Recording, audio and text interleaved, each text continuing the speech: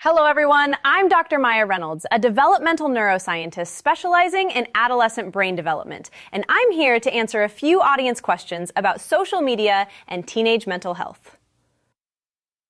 First question. Is there real evidence that social media changes teenage brains? And is there a proven link with anxiety or depression?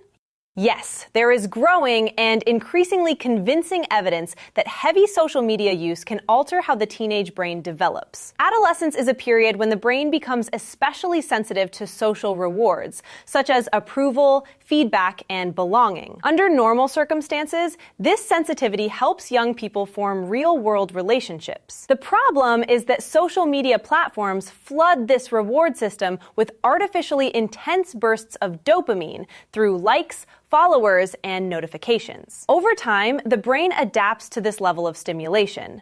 Researchers call this process desensitization. Everyday experiences begin to feel less rewarding, while the urge to return online grows stronger. Longitudinal studies show that teenagers who frequently check social media develop heightened sensitivity in the brain's reward pathways, while the areas responsible for self-control and emotional regulation mature more slowly. In simple terms, the brain becomes better at craving stimulation than at regulating it. So while social media is not the sole cause of mental health difficulties, the evidence strongly suggests it acts as a powerful amplifier of existing vulnerabilities during a highly sensitive stage of brain development.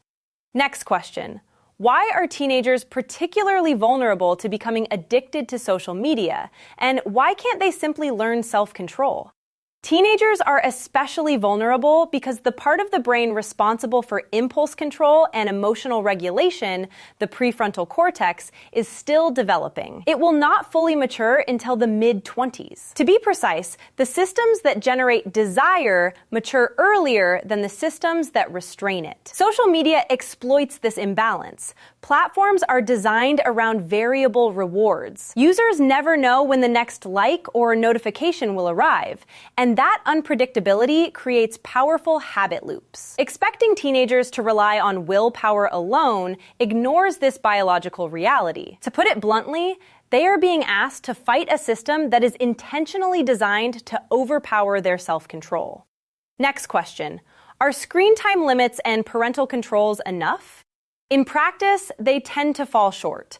Time limits restrict how long a teenager is on an app, but they don't address what happens in the brain during use. Even short sessions can trigger strong dopamine responses and leave teenagers craving more afterwards. Parental controls also struggle to keep pace with app-based ecosystems, where content is accessed through in-app browsers and hidden pathways. Because the design itself is addictive, simply placing boundaries around use does not neutralize the underlying mechanism. Limits can help, but they are rarely sufficient on their own. Final question. What can parents realistically do?